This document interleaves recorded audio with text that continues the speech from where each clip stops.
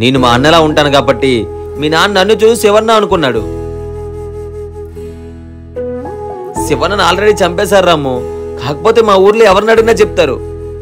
శివన్నతో ఒక్కసారైనా మాట్లాడాలనుకున్నా, కానీ అంతలోపే బహుశా అది నీ మంచికే అయి ఉండొచ్చు. మీ నాన్నకి అర్థమయ్యేలా నువ్వే చెప్పాలి. నేను మా నాన్నతో మాట్లాడతాను రా. సారీరా నిన్ను ఏడిపించినందుకు. నేనే సారీ చెప్పాలిరా, నేను తప్పుగా అర్థం చేసుకున్నాను.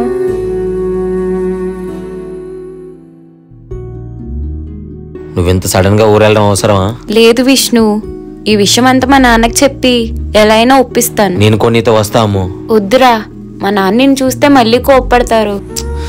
నిన్ను ఒక్కదాన్నే పంపించడం నాకు ఇష్టం లేదే. సరే ఒక పని చేయి, నేను వచ్చేలోపు ఆ మిమిక్రిక్ యాసిడ్ గడి గొడవ ఏదో సాల్వ్ చేయి.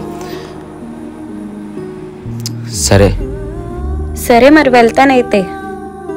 అమ్మో